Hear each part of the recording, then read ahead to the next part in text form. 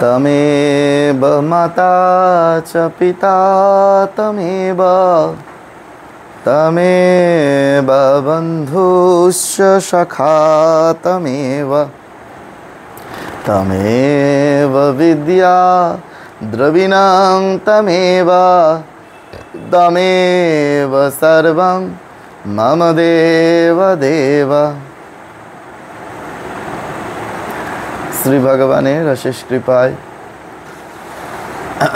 আমরা আজকের এই অধিবেশনে যে বিষয়টি নিয়ে আলোচনা করব সেই বিষয়টি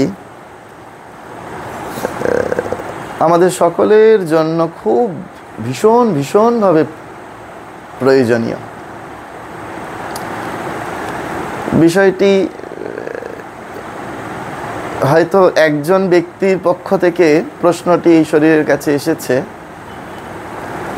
কিন্তু আমার মনে হলো যে এটি যদি এইরূপভাবে আলোচনা করে দেওয়া যায় তাহলে সকলেই একইভাবে উপকৃত হবে।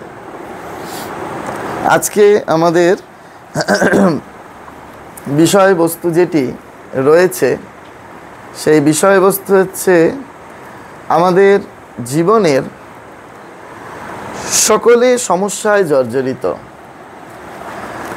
শুধু ক্ষেত্র বিশেষে হয়তো আলাদা আলাদা।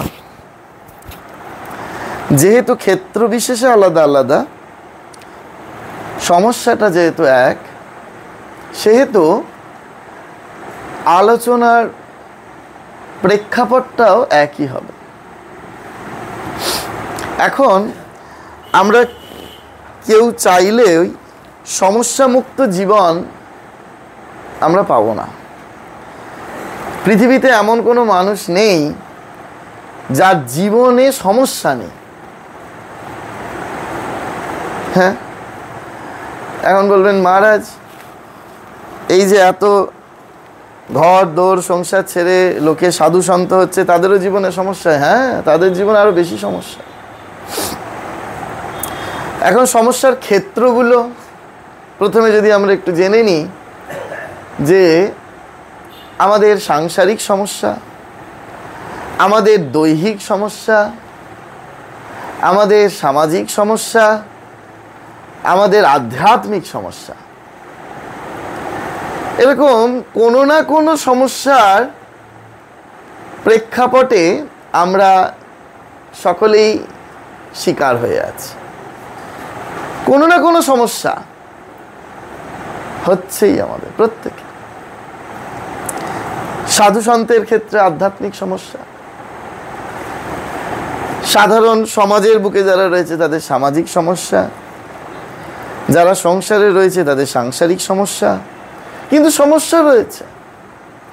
তাহলে এই যে এত আমরা সমস্যায় জর্জরিত হয়ে রয়েছি, এত জীবনে দুঃখের মধ্যে কাল কাটাচ্ছি, কিন্তু এরকম কি কোনো জীবন আছে যে জীবন আমাদেরকে শেখায় যে শত দুঃখের মাঝে থাকলেও দুঃখ কোনরূপভাবে গ্রাস করে না?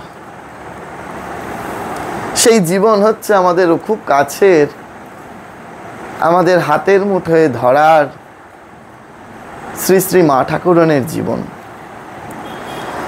সারদা মায়ের গোটা জীবনটা প্রবলেমে ভরা, গোটা জীবনটা সমস্যায় ভরা, কিন্তু মা ঠাকুরানী আমাদের শেখালেন যে দেখো সারা জীবনেও বুঝলুম না, মায়ের স্টেটমেন্ট, মা স্টেটমেন্ট দিচ্ছেন, সারা জীবনেও বুঝলুম না দুঃখ কারে কয়, দুঃখই তো ভগবানের দয়ার দান, তিনি আমার হৃদয়ে আনন্দের পূর্ণ ঘট বসিয়ে দিয়ে গেছেন। এই যে তিনি মানে কে? আমরা সকলেই বুঝতে পারছি যে ভগবান শ্রীরামকৃষ্ণদেব। এখন তিনি যে আনন্দের পূর্ণ ঘট হৃদয়ে বসিয়ে দিয়ে গেলেন, এই যে আমরাও বাড়িতে বাড়িতে অনেক সময় ঠাকুরের আসনে লক্ষ্মীর ঘট পাতি না, তো সেই ঘট যদি ঠিক মতো মার্জন না করা হয়, তাহলে ওই ধরে নেওয়া যাক কয়েকজনের বাড়িতে দেখি যে লক্ষ্মী পূজা কোজাগরি লক্ষ্মী পূজার দিন ঘট পাতা হলো, আবার সামনের বছর কোজাগরি লক্ষ্মী পূজার দিন ঘট পাতা হবে, ঘট বদলানো হবে। তো সেই ঘট বদলানোর সময় ঘটকে মাজা হলো, কিন্তু এক বছর টাইম পিরিয়ডে দেখা যাবে যে ঘরটা কি হয়ে যায়, কালো হয়ে যায়। তাহলে যদি ঠিক ঠিক সময়ে মাজা না হয়, যদি প্রতি বৃহস্পতিবার আমরা যদি সেটিকে যদি না মাজি, তাহলে আমার ঘট কি হবে, কালিমাযুক্ত হবে। তাহলে যেহেতু কালিমাযুক্ত হয়ে যাবে, তখন সেই ঘটের পরিষ্কার প্রচ্ছন্ন ভাব সেটি থাকবে না। তাহলে ঘট প্রতিষ্ঠা করলেই হচ্ছে না, ঘরটাকে মার্জন করতে হবে। ঠাকুর মায়ের হৃদয়ে এই অবধি সবাই আলোচনা করে যে হৃদয়ে পূর্ণ ঘট বসিয়ে দিয়ে গেলেন, আনন্দের পূর্ণ ঘট বসিয়ে দিয়ে গেলেন। মা নিজে স্টেটমেন্ট দিলেন যে আমার হৃদয়ে তিনি আনন্দের পূর্ণ ঘট বসিয়ে দিয়ে গেছেন। কিন্তু আমরা তারপরের দৃষ্টান্তটা দেখার চেষ্টা করি না যে মা ওই ঘরটিকে রোজ মার্জন করছেন। কিসের দ্বারা? রোজ সকাল 3টের সময় ঘুম থেকে উঠে পড়ছেন, উঠে পড়ে নিত্য জপ ধ্যান করছেন, এই ঘট মাজা হচ্ছে। এই যেহেতু নিত্য মার্জনটা চলছে, ওই জন্য তিনি এত সহজে স্টেটমেন্ট দিচ্ছেন যে আনন্দের পূর্ণ ঘট হৃদয়ে তিনি বসিয়ে দিয়ে গেছেন। সারা জীবনেও বুঝলুম না দুঃখ কারে কয়।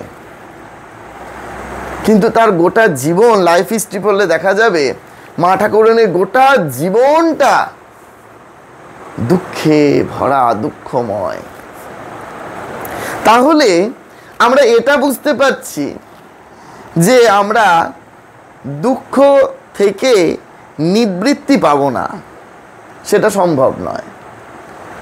কারণ ভগবান বুদ্ধ বলছেন দুঃখ্যাম দুঃখ্যাম সর্বম দুঃখ্যাম, এই জগতে যা কিছু সব দুঃখ, যা কিছু সব দুঃখময়। হ্যাঁ, এখন সেটা একটা আলাদা তাত্ত্বিক দিক, কিন্তু জেনে রাখা প্রয়োজন কেন সবকিছু দুঃখময়। আমাদের কোনো কিছু প্রাপ্ত বস্তু পেতে চাইছি, আমি একটা চাকরি পেতে চাইছি, চাকরি পাওয়ার জন্য কত ত্যাগ, কত দুঃখ স্বীকার করতে হবে। মন চাইছে বিয়ে বাড়ি যেতে, তবু বিয়ে বাড়ি যাওয়া যাবে না, কেন না আমায় পরীক্ষায় ভালো রেজাল্ট করতে হবে, তখন আমি দুঃখ পাচ্ছি। চাকরিটা পেয়ে গেলাম, প্রাপ্ত বস্তু আমার প্রাপ্ত হয়ে গেল, তারপর চাকরিটাকে ধরে রাখবার জন্য রোজ ডেলি প্যাসেঞ্জারি করতে হচ্ছে এই গরমে, বাপরে বাপ কি কষ্ট, কি দুঃখ। তাহলে যে প্রাপ্ত বস্তু পেলাম সেটাকে ধরে রাখবার জন্য দুঃখ, সেটাকে পাবার জন্য দুঃখ। আর যদি একবার এই বাজারে চাকরি চলে যায় তাহলে আরেকটা দুঃখ। তাহলে ভগবান বুদ্ধ যা বলছেন সত্য, দুঃখ্যাম দুঃখ্যাম সর্বম দুঃখ্যাম, এই জগৎটা দুঃখে ভরা, এর থেকে কোনো কেউ রেহাই পাবে না। আমাদের প্রাপ্ত বস্তু পেতে গেলে দুঃখ, প্রাপ্ত বস্তু প্রাপ্ত হবার পর ধরে রাখার ফলে দুঃখ, আবার সেই প্রাপ্ত বস্তু হারিয়ে গেলে বা আমার থেকে চলে গেলে তার জন্য দুঃখ। মিলে গেল দুঃখ্যাম দুঃখ্যাম সর্বম দুঃখ্যাম। কিন্তু সেই দুঃখকেই শ্রী শ্রী মা ঠাকুরন বললেন, বাবা দুঃখই তো ভগবানের দয়ার দান, দুঃখই তো ভগবানের দয়ার দান। ভগবান দয়া করেছেন জানবে, তোমাকে দুঃখ দিয়েছেন বলে। আমরা যে এই যে সমস্যার সম্মুখীন হই, আমাকে একজন বললেন, মহারাজ আমার জীবনে এত সমস্যায় ভরে যাচ্ছে, তখন আমি কি করব? তা তখন আমি তাকে একটা উত্তর দিলাম। আমি বললাম যে দেখুন, যদি বিশ্বাস পূর্ণ থাকে তাহলে আমাদের বেলুড় মঠে ঠাকুরের মন্দিরে গিয়ে ঠাকুরের সামনে দাঁড়িয়ে প্রার্থনা করুন। আর যদি পূর্ণ বিশ্বাস থাকে তাহলে জয়রামবাটিতে মাতৃমন্দিরে গিয়ে শ্রী শ্রী মায়ের কাছে দাঁড়িয়ে মানত করুন, প্রার্থনা করুন, তাহলে দেখবেন এই সমস্যাগুলো কেটে যাবে। বহুজন হয়েছে, এর আগেও দেখেছি, এবং আমাদের পরম পূজ্যবাদ শ্রীমৎ স্বামী শিবমায়ানন্দজি মহারাজকে বলতে শুনেছি, তো এটা আমাদের বিশ্বাস। কিন্তু পরবর্তীকালে একটু ভেবে দেখলাম টেকনিক্যালি আমরা 4টে ফর্মুলা, 4টে নিয়ম এক্ষেত্রে আমরা মেনে চলতে পারি। সমস্যা আমাদের জীবনে থাকবেই, সমস্যা থেকে আমরা রেহাই পাবো না, কিন্তু সমস্যা যখন আমার সামনে আসবে, নাম্বার 1 আমি ওপরের দিকে দেখব। এখন ওপরের দিকে দেখা মানে কি? আমি আকাশের পানে তাকিয়ে বসে থাকবো, কটা প্লেন যাচ্ছে, কটা পাখি যাচ্ছে, কটা ঘুড়ি উঠছে সেই সব দেখব না। মানেতে আসছি, ব্যাখ্যায় আসছি। যখন আমাদের সমস্যা আসবে তখন আমরা উপরের দিকে দেখব। নাম্বার 2, যখন আমাদের সমস্যা আসবে তখন আমরা চারপাশ দেখব। নাম্বার 3, যখন আমাদের সমস্যা আসবে তখন ভিতরের দিকে দেখব। যখন আমাদের সমস্যা আসবে তখন সামনের দিকে দেখব। ইংরেজিতে ট্রান্সলেট করলে খুব সুবিধা হয়, look up, look around, look inside, and last look ahead. যদি আমরা এই 4টে ফর্মুলাকে মেনে চলতে পারি তাহলে আমাদের সমস্ত সমস্যাকে আমরা ওভারকাম করতে পারবো। সমস্যা চলে যাবে না জীবন থেকে, ওভারকাম করতে পারবো। আমাদের জীবনে হাজার একটা সমস্যা। নাম্বার 1, লুক আপ, আমরা ওপরের দিকে দেখব। কি দেখব না, ভগবান যখন আমাকে কোনো সমস্যায় ফেলেছেন তার মানে বুঝতে হবে ভগবানের একটা প্ল্যান আছে।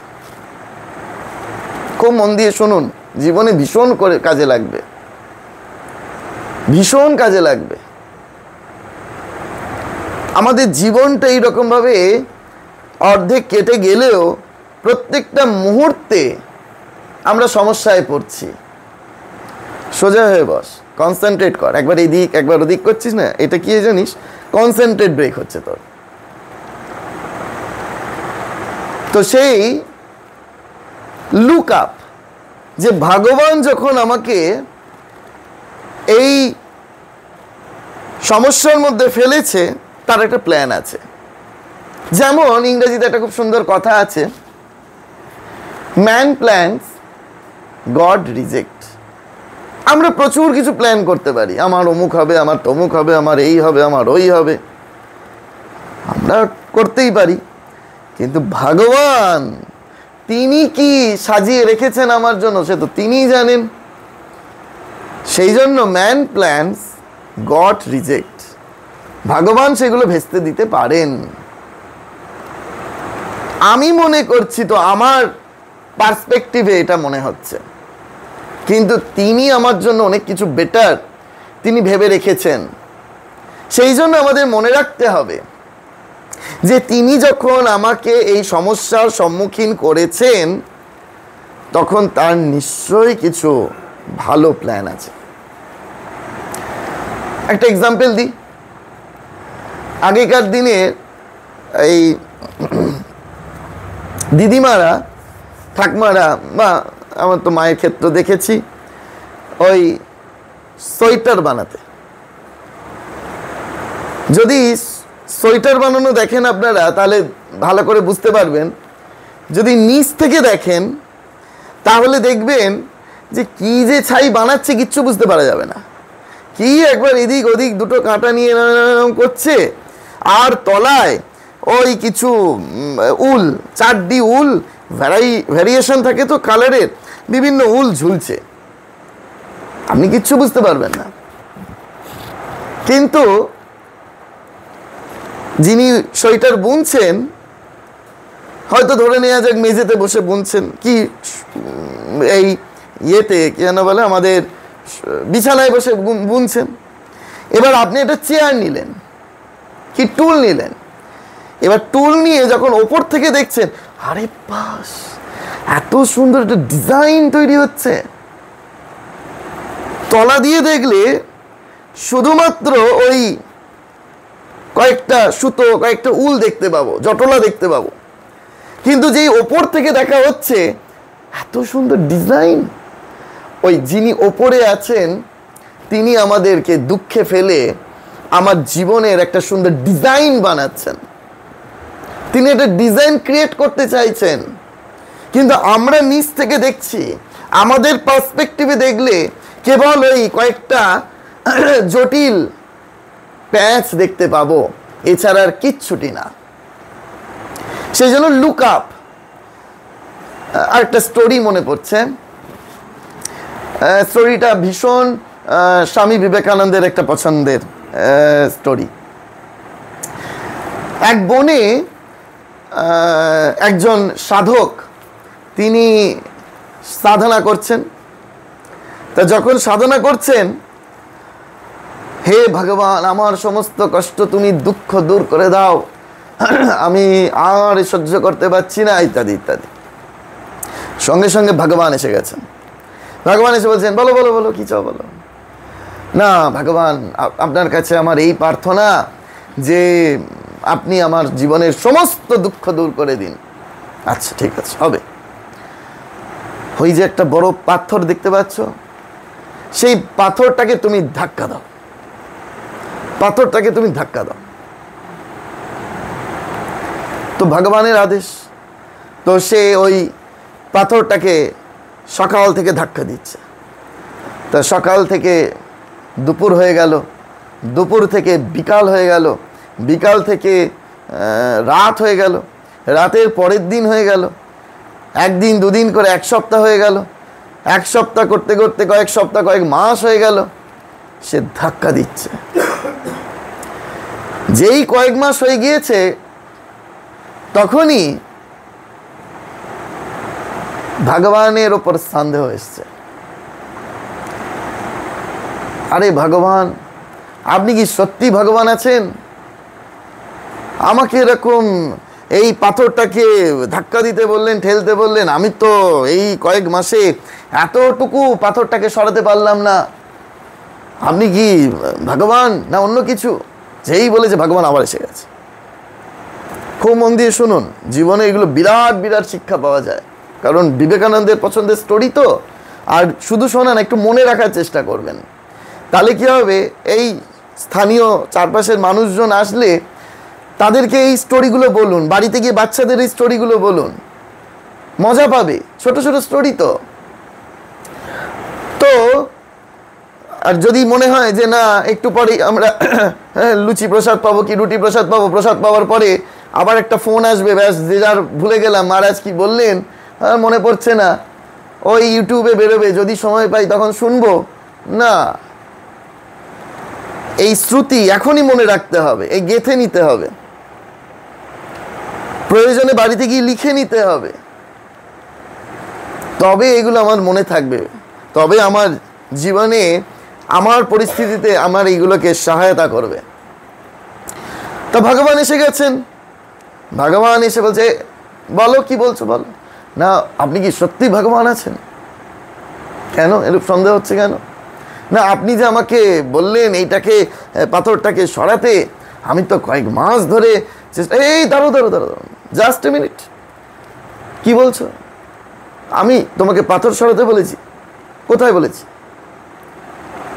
না, আমি সরাতে বলিনি, আপনি ধাক্কা দিতে বলেছেন। হ্যাঁ, ঠিক করে বলো কি বলেছি, ভাষা বদলে দিও না।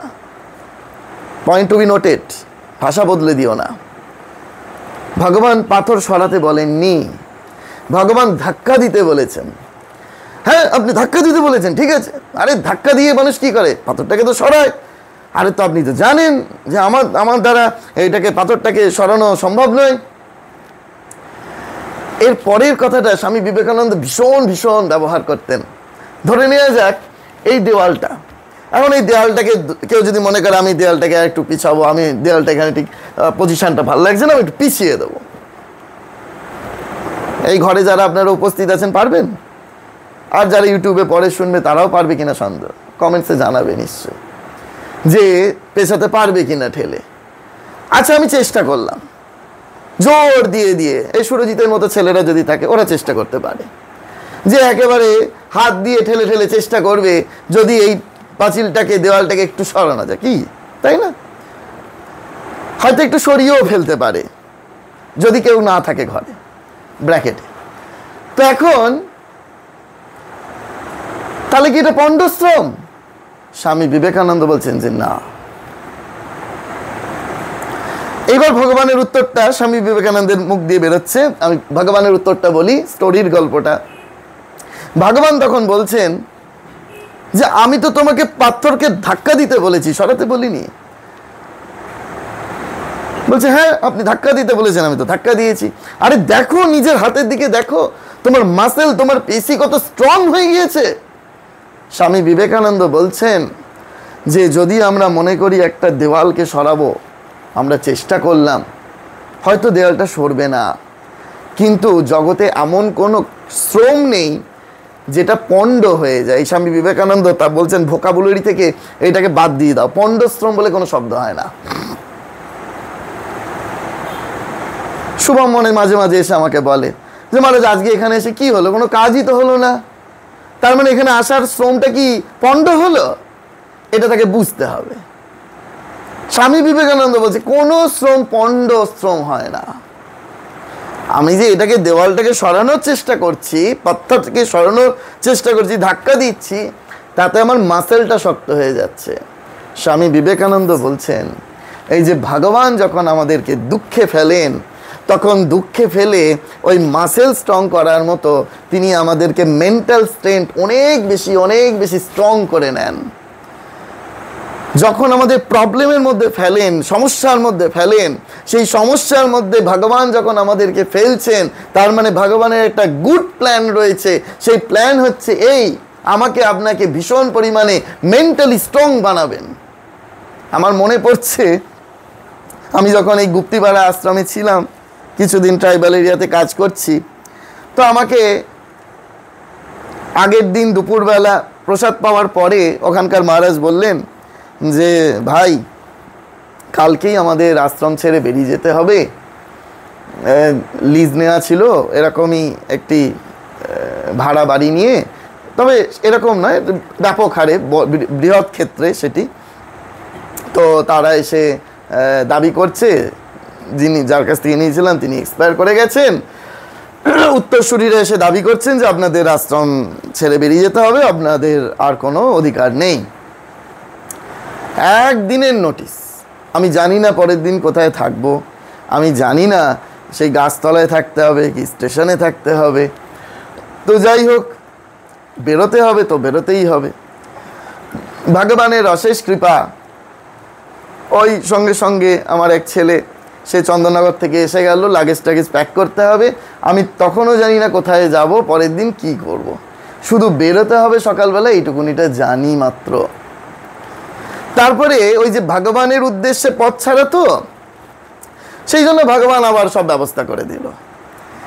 এই যে ভগবান প্রবলেমের মধ্যে ফেলেন, এখন যদি ভগবান আমাকে বলে যে কালকে এই ঘর ছেড়ে বেরিয়ে যেতে হবে, কোনো অসুবিধা নেই, কারণ ওই স্ট্রং হয়ে গিয়েছে, ভগবান আমাকে স্ট্রং করে দিয়েছেন। প্রবলেমের মধ্যে ভগবান ফেলেন ওই স্ট্রং করবার জন্য। এটা আমরা বুঝতে পারি না সেই সময়, কারণ আমি 11 দিন ভূতের সাথে ছিলাম, তারপরে সাপের সঙ্গে নিত্য বাস করেছি, কার্বলিক অ্যাসিড কিনে কিনে পয়সা শেষ হয়ে গিয়েছিল এক সময়। এখন আবার এইগুলো শুনলে আবার লোকে বলে বসবে, প্রশ্ন করে বসবে, মহারাজ ভূতের গল্প বলুন। তো যাই হোক, ছিলাম, সত্য ঘটনা তো এগুলো। সেই জন্য এই যে স্ট্রং করেছেন ভগবান। তারপরেও যখন আমি হরিপালে ছিলাম কিছুদিন, সেই রকম একটি পোড়ো বাড়ি, ভূতের বাড়ি, অসংখ্য সাপ, কার্বলিক অ্যাসিডের গন্ধে খেতে পর্যন্ত পারতাম না, চারদিকে শুধু কার্বলিক অ্যাসিড দিয়ে রাখতে হতো, ভয়ানক ভয়ানক সাপ। তখন আর ভয় নেই, ভগবান ওই সময় ওই প্রবলেমগুলো দিয়ে তিনি আমাকে স্ট্রং বানিয়েছেন। ঠিক সেরকম এই যে লুক আপ, যে ওপর থেকে দেখতে হবে যে ভগবানের কি প্ল্যান রয়েছে। ভগবান আমাকে একটা গুড ডিজাইন, জীবনের একটা গুড ডিজাইন দিতে চাইছেন, যেমন সোয়েটারের ডিজাইন করছে। Next step, look around.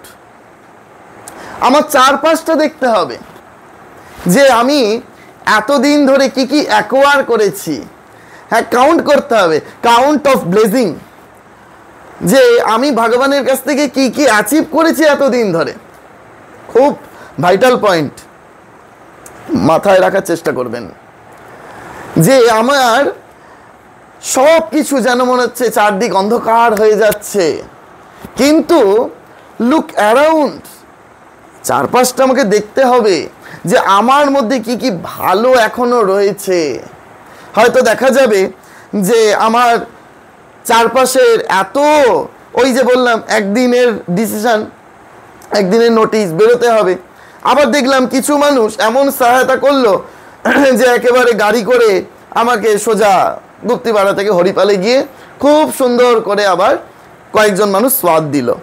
ঠিক সেরকম আমরা হয়তো সমস্যায় পড়লাম, কেউ সাংসারিক সমস্যায় পড়লো, কিন্তু দেখা গেল যে ওই সময় সংসারের মানুষগুলো কিরকম একটা সহায়তা করতে শুরু করলো।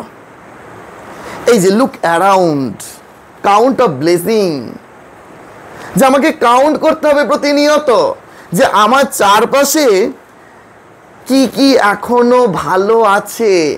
ওই একটা গল্প বলি, একজন হিরো টাইপের একটা ছেলে, সে ওই পাহাড় থেকে ঝাঁপ দিয়ে দেবে, সুইসাইড করবে। তা পাহাড়ের ধারে তো সব সাধু মহাত্মারা থাকে, তা সাধু বলছে এই করো, কি করো, কি করে, তুমি কি করতে যাচ্ছ? না আমি প্রাণ দিয়ে দেবো। কেন? না আমি যে মেয়েকে ভালোবাসতাম সেই মেয়ে তো অন্যজনের সাথে হাত ধরে পালিয়ে গিয়েছে, চলো আমি জীবন দিয়ে দেবো। আরে দাঁড়ো দাঁড়ো দাঁড়ো, আর তুমি মরবে তো? হ্যাঁ মরবো। আচ্ছা দাঁড়ো, তুমি দেখলাম একটা বাইক চালিয়ে এসে আগে রাখলে, তারপর তুমি মরতে যাবে, দাও বাইকের চাবিটা দিয়ে দাও। তুমি মরবার আগে অন্তত আমার কাছে একটা ভালো বাইক তো থাকবে, তুমি বাইকটা দিয়ে দাও, বাইকের চাবিটা দিয়ে দাও। হ্যাঁ ঠিক আছে নিন। আবার গিয়ে ঝাঁপ দিতে, এই দাঁড়ো দাঁড়ো দাঁড়ো, তুমি মরবে তো? তোমার নিশ্চয়ই এত দামি যখন বাইক চালো, নিশ্চয়ই তোমার পার্টসে অনেক টাকা আছে, দাও পার্টসটা দাও, আমার টাকাটা দিয়ে দাও, আমি একটু সেবা কাজে লাগাবো, আমি সাধু আছি। হ্যাঁ, তো আবার দিতে যাচ্ছে, হ্যাঁ একেবারে হাতের জামা টামা গোটাচ্ছে, গুটিয়ে ঝাঁপ দেবে। এই দাঁড়ো দাঁড়ো, তুমি কী করবে? মরবে তো? হ্যাঁ মরবো।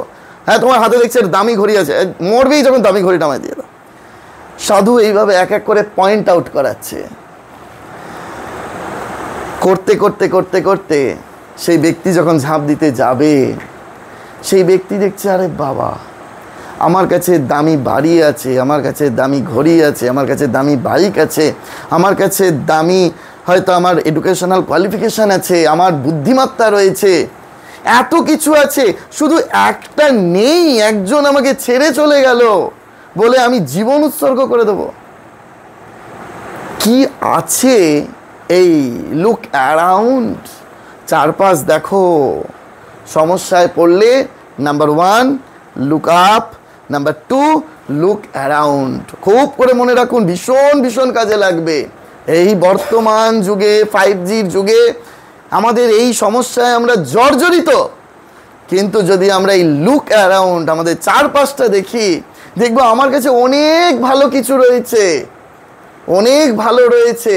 হয়তো দেখা যাবে এই পরিস্থিতিতে আমি হয়তো ভগবানকে এখনো ঠিক মতো শান্ত মনে ভগবানকে ডাকতে পারছি, এখনো ভগবানকে আমি ভুল বুঝছি না। হে ভগবান, কেন আমাকে তুমি এই কঠিন পরিস্থিতির মধ্যে ফেললে? আমি ভগবানকে দোষারোপ করছি না, এটা বিরাট ভালো গুণ। এই ভালোটা দেখতে হবে আমার মধ্যে এখনো কি কি ভালো রয়েছে। লুক অ্যারাউন্ড, চারপাশটা দেখো। নাম্বার 3 লুক উইদিন বা লুক ইনসাইড, ভিতরে দেখো। ভীষণ ইম্পর্টেন্ট, ভীষণ ইম্পর্টেন্ট যে ভিতরে দেখতে হবে আমাদেরকে।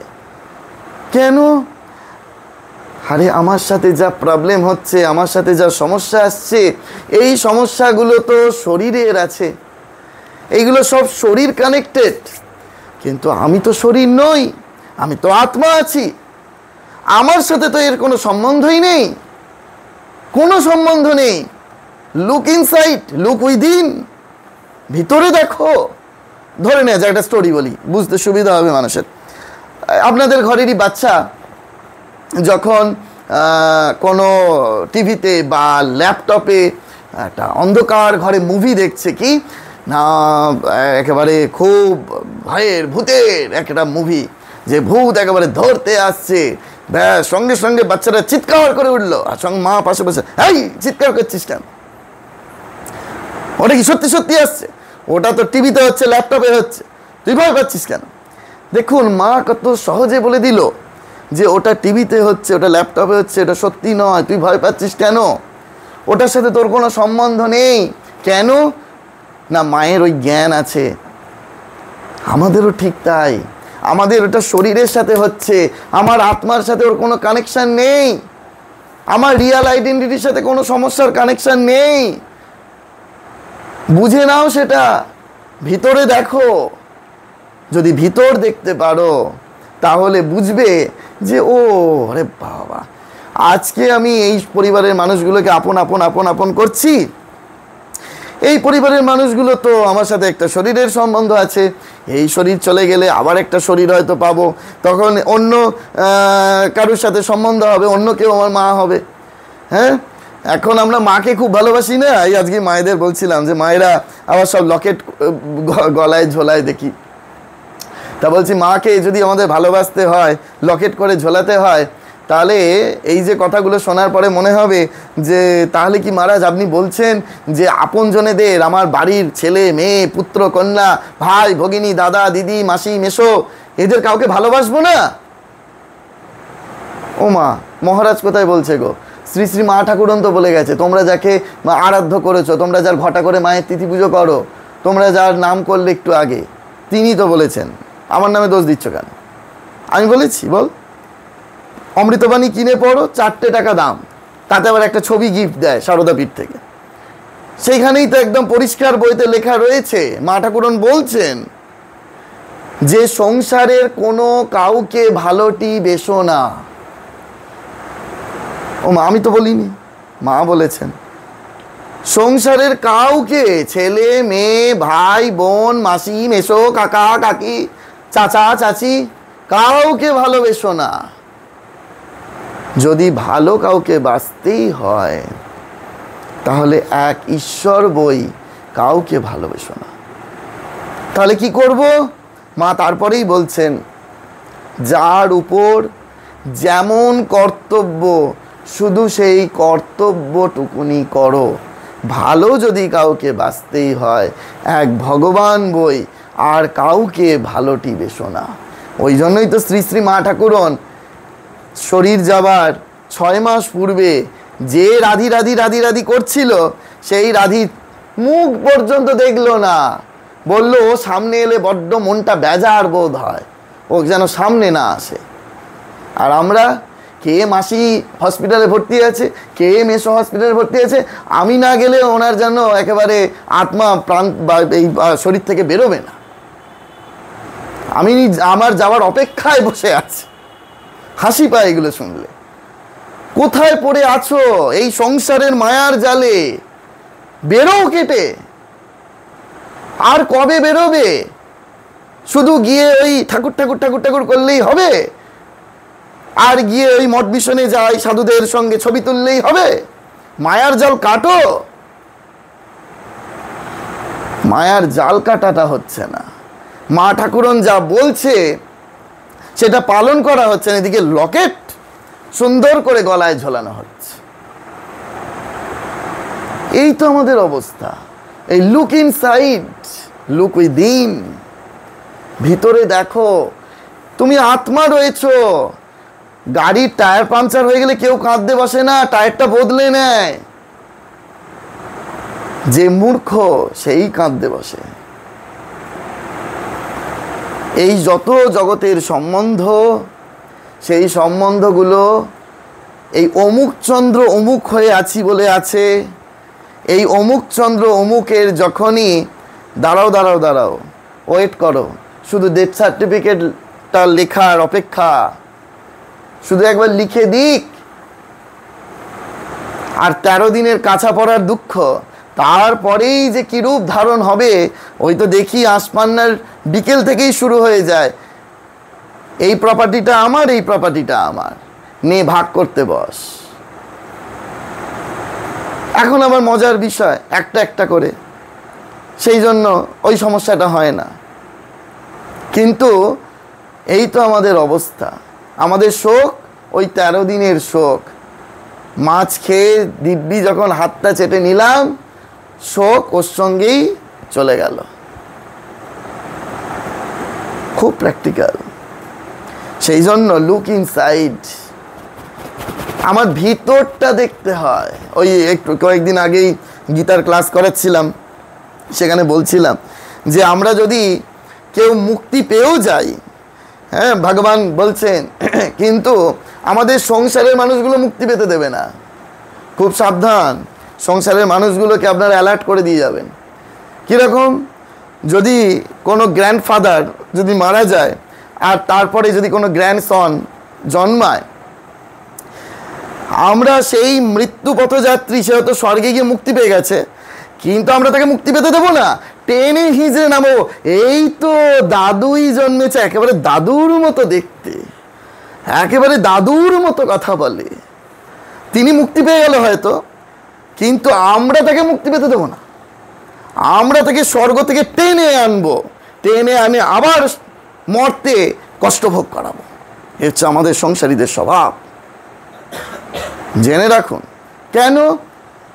আমাদের তো গীতার জ্ঞান নেই, আমরা তো গীতা কোনো দিন পড়িনি, শাস্ত্রে তো জানি না কি বলছে। ওই মূর্খের দল, তারা এইরূপ বলে থাকে, কিন্তু তারা জানে না যে ওইরূপভাবে কোনো জন্ম হয় না। হঠাৎ করে দাদু মারা গেল আর নাতি জন্মালো, দাদু চলে এলো, এইরূপ হয় না বাবা। এরকম নয় যে আত্মা ওখান থেকে বেরোলো আর এই শরীরে ভগবান টুক করে পুট করে দিল, বল, এরকম হয় না। তার জন্য সাধুসঙ্গ করতে হয়, তার জন্য শাস্ত্র চর্চা করতে হয়, জ্ঞান আহরণ করতে হয়, তবে বোঝা যায় লুক ইনসাইড, আমি আসলে কে, আমার সঙ্গে এদের সম্বন্ধ কি। ঠাকুর বারবার বলতেন, ঠাকুরের ভাষাতে বলি, এখানে এসে ভাববে ইনি কে, এনার সঙ্গে এদের সম্পর্ক কি। কাশীপুর উদ্যানবাটির সেই ঘরে, দোতলার ঘরে ঠাকুর বারংবার এই কথা বলতেন, নিজেকে দেখিয়ে ইনি কে, অর্থাৎ ঠাকুরকে, আর তার সঙ্গে এদের সম্বন্ধ কি। কেন বলছেন? আমাদের হুঁশিয়ার করে দিচ্ছেন, সম্বন্ধ যদি করতে হয় তাহলে ওই তার সঙ্গে আমাদের নিত্য সম্বন্ধ করতে হবে। একবার হরি মহারাজ, এই প্রসঙ্গ থেকে বোধহয় বেরিয়ে যাচ্ছে, এইগুলোই হয় আমার, একটা বলতে বলতে এত স্মৃতি মঠ মিশনের, হরি মহারাজ এরকম তাকে মালা পরানো হয়েছে, যেমন এসে আমার মালাটা পরালে, হ্যাঁ না সরি মালা পরাতে যাচ্ছে, তা তখন হরি মহারাজ বলে, না আমি তো মালা পরবো না। কেন? না আমার একজনের সাথে বিয়ে হয়ে গেছে। বলে দাও দাও দাও মালাটা দাও। মালাটা নিয়ে দাঁড়িয়ে উঠে ঠাকুরের গলায় পরিয়ে দিয়ে বলেন, এই দেখো আমার এনার সঙ্গে বিয়ে হয়ে গেছে, আর তো আমি কারোর সঙ্গে বিয়ে করবো না। হরি মহারাজ মানে স্বামী তুরীয়ানন্দজি, ঠাকুরের ডাইরেক্ট ডিসাইপল। যদি বিয়ে করতেই হয় তাহলে ঠাকুরের সঙ্গে যেন আমাদের বিয়ে হয়। আমরা হয়তো পুরুষ শরীর হতে পারি, কেউ আমরা পুরুষ শরীর নয়, সকলের মধ্যে আমাদের নারীত্ব রয়েছে, জেনে রাখুন। প্রত্যেকের মধ্যে আমাদের নারী ভাব আছে, স্বয়ং শ্রীরামকৃষ্ণদেব তারও রয়েছেন। অর্থাৎ যদি সম্পর্ক স্থাপন করতে হয়, এই জন্য ঠাকুর বলছেন যদি সম্বন্ধ, এই ইনি কে, এদের সঙ্গে এর সম্বন্ধ কি, অর্থাৎ ভগবানের সঙ্গেই আমাদের একমাত্র নিত্য সম্বন্ধ। আর জড়জগতে যাবতীয় যা কিছু এইগুলো সব দুদিনের। ওই জন্য তমেব মাতা আচা পিতা তমেবা, আজকে আমার এই জন্মে যিনি আমার মাতা, তার জন্য আমরা চোখের জল ফেলছি, নিশ্চয়ই ফেলা উচিত। আমি বলছি না যে মাকে অস্বীকার করতে, কিন্তু আমরা তাকে অস্বীকার করতে গিয়ে ওই আগের দিন বলছিলাম যে আমরা দুর্গাপুজোয় একজন মাকে শাড়ি দিচ্ছি, কিন্তু আমরা সাধু সন্ন্যাসীরা 500 জন মাকে শাড়ি দিই, আমাদের আনন্দ অনেক বেশি। অনেক বেশি আমাদের আনন্দ। আমরা 500 জন মাকে শাড়ি দিই।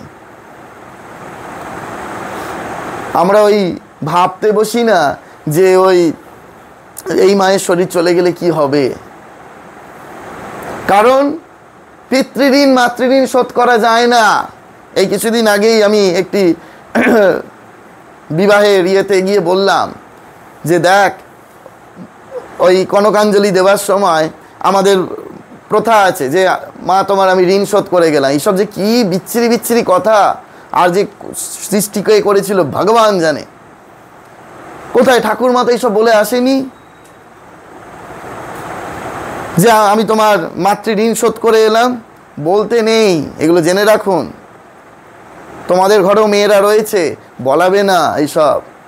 কি বলতে হয় শুনে রাখো। বলতে হয় যে মাতৃ ঋণ কোনোদিন শোধ করা যায় না, তাই মাতৃ ঋণ স্বীকার করলাম। স্বীকার করে নিতে হয়। শোধ করবে এত বড় ক্ষমতা? সামান্য এক মুঠো চাল পিছনে ফেলে দিয়ে? বাবা, কত বড় ক্ষমতা গো জগতের, যে এক মুঠো চাল পিছনে ফেলে দিলাম আর বলে এলাম মাতৃ ঋণ শোধ করে গেলাম। কেন? আমরা জানি না তো, আমাদের কেউ শেখায়নি তো, আমাদের কেউ শেখবার জন্য চেষ্টাও করিনি তো, সাধুর কাছে গিয়ে এইগুলো জানতে চাইনি তো। সমস্যা তো ওই জায়গায়।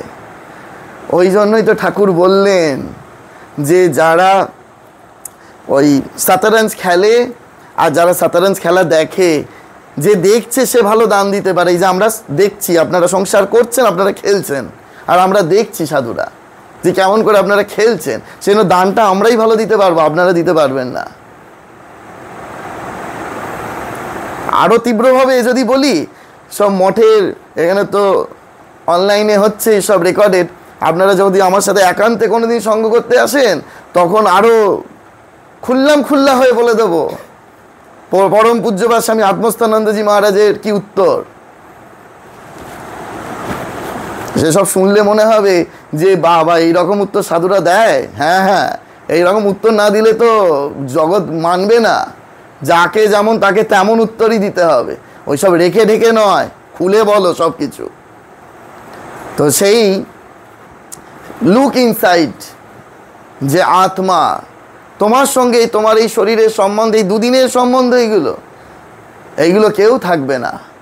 দিন 2-3 জন্য ভাবে কর্তা বলে সবাই মানে, সেই কর্তারে দেবে ফেলে কালাকালের কর্তা এলে। শ্রীরামকৃষ্ণদেব বললেন তুমি জজ হও কি উকিল হও কি ব্যারিস্টার হও, যতদিন তোমার ওই চেয়ার, ততদিনই তোমাকে সবাই স্যালুট করবে। তারপর যেই চেয়ারটা চলে যাবে, হ্যাঁ, তখন তুমিও যা আমিও সেই সাধারণ মানুষ, তখন আর তাকে কেউ মর্যাদা দেবে না। ঠাকুর বলে গেছেন এই কথা। তুমি জজ হও আর ব্যারিস্টার হও কি উকিল হও, যতক্ষণ তোমার চেয়ার, ততক্ষণ তোমায় সম্মান করবে, সালাম করবে। নাম্বার 4, লুক অ্যাহেড, সামনের দিকে তাকাও।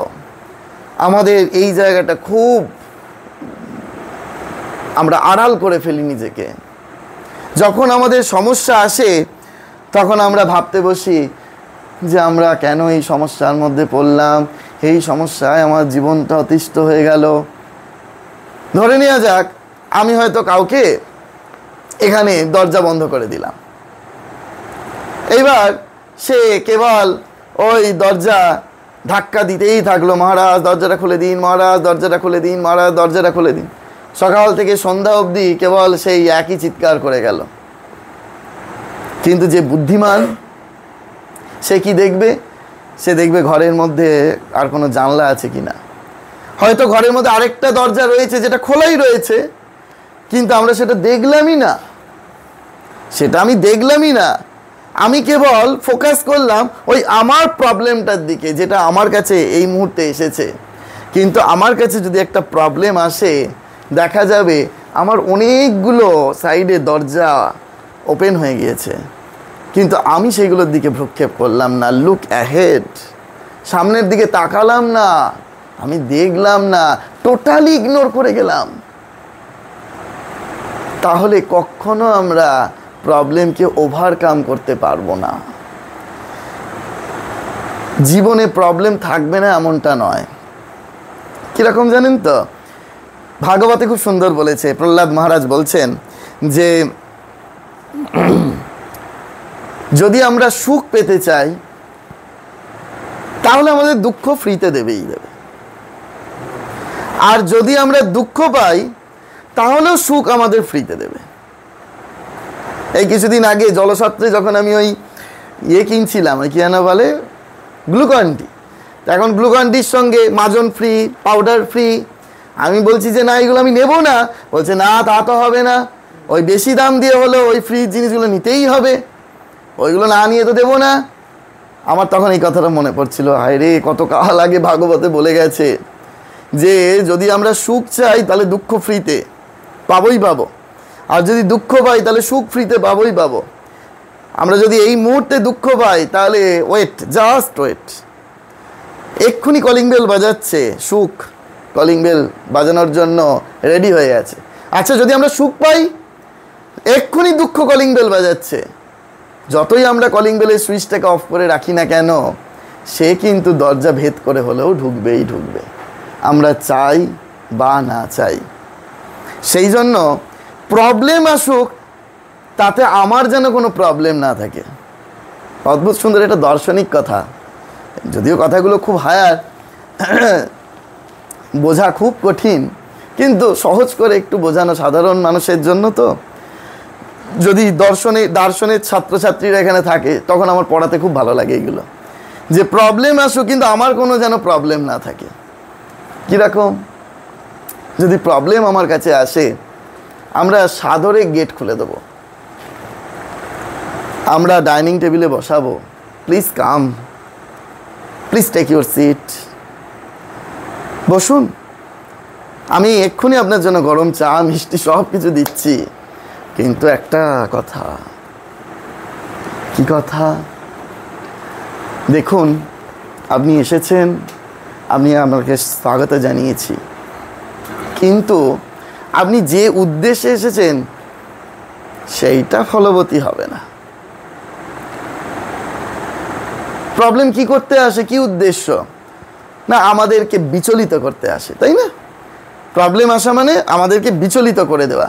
ধরে নেওয়া যাক, আমার টাকা পয়সার সমস্যা হচ্ছে, আমার ইনকাম হচ্ছে না, আমার রোজগার হচ্ছে না, দিনের পর দিন আমরা জর্জরিত হয়ে রয়েছি, আমি যেন একটা বিচলিত হয়ে যাচ্ছি, সমস্যাই এইটা করে। কিন্তু ওই যে প্রবলেম আসুক, তাতে আমার কোনো যেন প্রবলেম না থাকে। কখন বলা সম্ভব? ওই তার আগের স্টেপ, লুক ইনসাইড। কারণ ওটার সাথে তোমার দেহের সম্বন্ধ, আত্মার সাথে ওর কোনো সম্বন্ধই নেই। আত্মা নিরপেক্ষ চৈতন্য, নিরপেক্ষ অস্তিত্ব, আত্মার কোনো সমস্যা কি সমস্যাবিহীন, আত্মার আনন্দ, আত্মার দুঃখ, এসব কিছু নেই, ও নিরপেক্ষ। এইবার মজার বিষয়, এখানে একটা জাস্ট প্রার্থনা শেখাবো। প্রার্থনাটি হচ্ছে এই, যত প্রবলেম আসুক কোনো অসুবিধা নেই, বাড়িতে ডাকুন, চা জল খাবার খাওয়ান, কিন্তু তাদেরকে বলুন, সদর্পে বলুন যে দেখো, তোমরা যে জন্য আমার কাছে এসেছো, তোমরা সেটাতে মোটেই সফল হবে না। কেন জানো? আমার একজন মা আছেন, আমার একজন মা আছেন। আর ঠিক তার পর মুহূর্তেই শ্রী শ্রী মা ঠাকুরানের সামনে দাঁড়িয়ে বলো যে মা, আমার জীবনে অনেক সমস্যা আছে। মায়ের সামনে দাঁড়িয়ে বলতে হয়, মা, আমার জীবনে অনেক সমস্যা আছে, আমার জীবনটা সমস্যায় ভরে যাচ্ছে মা। আর সমস্যার সামনে দাঁড়িয়ে সগর্বে বলতে হবে যে দেখো, আমার একজন মা আছেন। এই যতক্ষণ এই দৃঢ়তা থাকবে, ততক্ষণ পর্যন্ত সমস্যা আমাদেরকে কোনোরূপ বিচলিত করতে পারবে না। কিন্তু যদি আমাদের ওই একমুখী প্রার্থনা হয় যে কেবল আমরা ভগবানের কাছে প্রার্থনা করলাম, হে ভগবান আমার জীবনে শুধু সমস্যায় ভরে যাচ্ছে, আমরা এই চারদিকের কোনো কিছু দেখলাম না, এই ফোর্থ স্টেপটাকে মানলাম না, তাহলে আমরা আরও বেশি বেশি বেশি দুঃখের সাগরে নিমজ্জিত হয়ে যাব। কিন্তু যদি মায়ের সামনে দাঁড়িয়ে আমরা বলি যে মা আমার এই সমস্যা আছে, কারণ আমাদের তো আর কেউ নেই, মাকে ছাড়া কাকে বলবো, কেই বা আছে এত মন দিয়ে সব কথা শুনবে? কেউ আছে কি? কেউ নেই। তিনি একমাত্র মন দিয়ে সব কথাটি শুনবেন। তার সামনে দাঁড়িয়ে সব সমস্যার কথা একেবারে বলতে পারবো, আর সমস্যার সামনে দাঁড়িয়ে বলবো যে দেখো আমার কিন্তু একজন মা আছেন, তোমরা যতজন খুশি আসতে পারো, আমার তাতে কিছুই এসে যাবে না। কারণ এইটাই জগতের ইটারনাল ট্রুথ, এটাই জগতের চিরন্তন সত্য, যে যখন এই সুন্দর চন্দ্রমা উঠেছে, এখন যদি মনে হয় চাঁদের আলো কি সুন্দর লাগছে, হে চন্দ্রিমা আপনি থেকে যান, আপনি থেকে যান, আপনি আমার জীবন থেকে যাবেন না, হবে?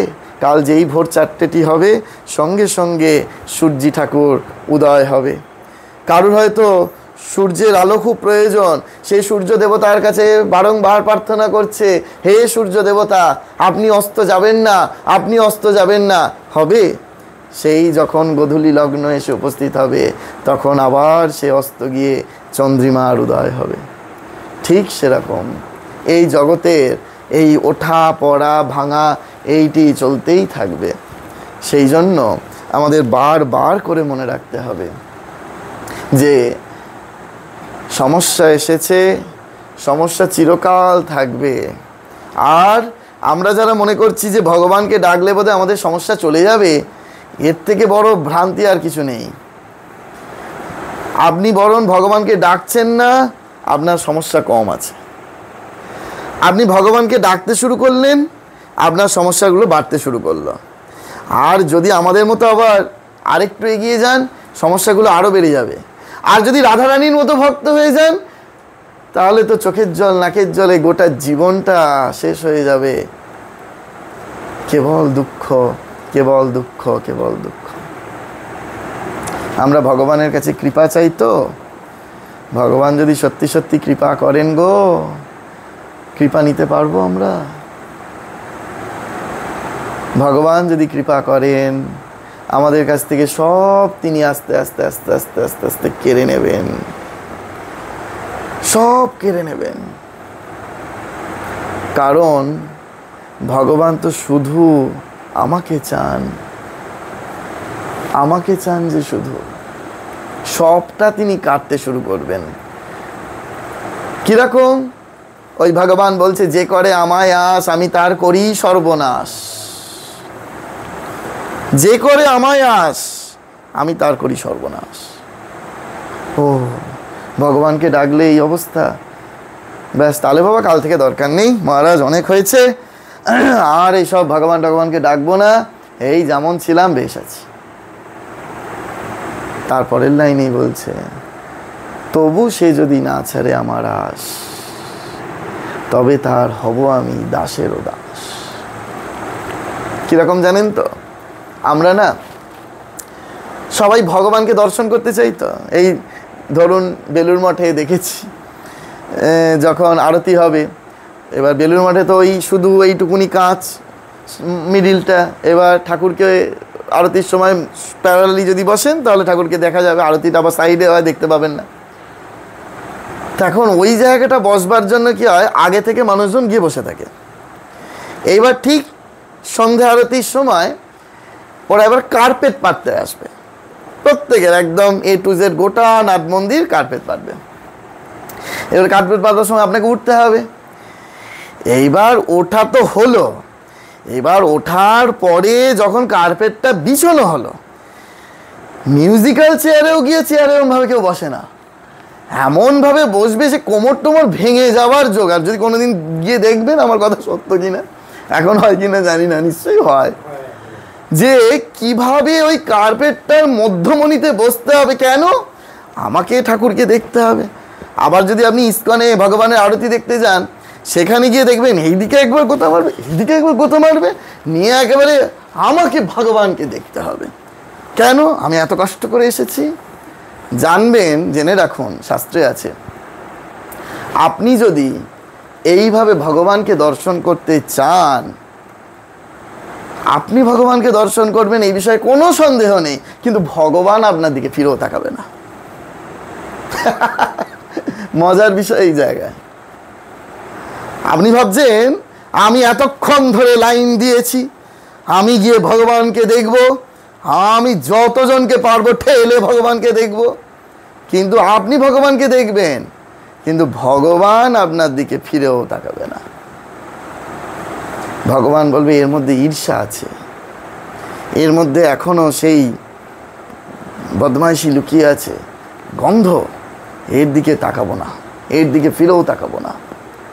কিন্তু আপনি ঠিক এর বিপরীত যদি হয়ে যান, আপনি যদি ভক্তকে সুযোগ করে দেন যে না না না, আপনি ভগবানকে দেখুন, আমি পিছনে আছি, আমি পিছন থেকে দেখব, আপনি আগে ভগবানকে দর্শন করুন। যখন আপনি সবাইকে ভগবানকে দেখার সুযোগ করে দেন, তখন ভগবান ওই গোটা মন্দির মাঝে আপনাকে খুঁজতে শুরু করবে, আপনার দিকে তাকাতে থাকবে। ভগবান কেবল আপনাকে দেখবে। You give Krishna, you get Krishna. You give Krishna, তুমি যদি ভগবানকে দাও, ইউ গেট কৃষ্ণা, তুমি ভগবানকে পাবে। জেনে রাখো, এইগুলো সাধু সঙ্গ ছাড়া কোথাও শিখতে পারবেন না, কোথাও জানতে পারবেন না। কেবল ওই ঠেলাঠেলি করে আমি আগে ভগবানকে দর্শন করব, আমি আগে মায়ের পুজো দেব, এই করতেই ব্যস্ত হয়ে পড়বেন। ওই মায়ের পুজোটা আপনার দেয়া হবে, মা আপনার প্রতি এতটুকু প্রসন্ন হবেন না, ভগবান আপনার প্রতি এতটুকু প্রসন্ন হবে না। জেনে রাখুন। সেই জন্য আমার কথাগুলো তো তিতো, কিন্তু লোকে তো এখন বলছে যে মহারাজ আপনার এই রকম কথা আরও আরও আরও বেশি করে আমাদের কাছে প্রাণোজ্জ্বল হচ্ছে। ফোনের পর ফোন মানুষ জানাচ্ছে, আমার ভীষণ আনন্দ হয় যে মানুষের এইগুলো প্রাণ ছুটছে। কারণ এইরূপভাবে দেখার ভঙ্গি, এইরূপ দৃষ্টি আমাদের খুব দেখছি যে কমজনের, খুব কমজনের। তো সেই জন্য আজকে যেটা আমরা শিখলাম এই আলোচনার মধ্যে দিয়ে, আমাদের জীবন সমস্যায় জর্জরিত হয়ে যেতে পারে, কিন্তু আমরা কি করব? Look up, look around, look within and look ahead. আমরা উপরের দিকে দেখব, চারপাশ দেখব, আমরা ভিতর দেখব, আমরা সামনে দেখব। যদি করতে পারি তাহলে দেখবেন, ডেফিনেটলি বলছি, আমাদের জীবন সমস্যা যত খুশি আসুক, কিন্তু আমাকে এতটুকু বিচলিত করতে পারবে না, আমাকে অতিষ্ঠ করতে পারবে না। মানুষজন এইরূপ প্রশ্ন করছে, আমার মনে হচ্ছে যে উত্তরগুলো আমি সঙ্গে সঙ্গে উত্তর দিই না। এগুলো নিয়ে অনেক ভাবনা চিন্তা, এগুলো নিয়ে অনেক সাধনা, ডুব দেওয়ার মতো ডুব দিতা, যে কি এর থেকে বেরোয়, কি এখান থেকে কি বার করতে পারি, ঠাকুর কি বলছেন সেই দিকের অপেক্ষায় বসে থেকে তারপরে এগুলো আপনাদের সামনে প্রকাশ করছে। সেই জন্য যদি মেনে চলতে পারেন তাহলে দেখবেন জীবন আনন্দে আনন্দে আনন্দে ভরপুর হয়ে যাবে। আজকে আমরা এখানে বিশ্রামটা নিই। ওম শান্তি শান্তি শান্তি। হরি ওম তৎসৎ। শ্রীরামকৃষ্ণ প্রণমস্তু।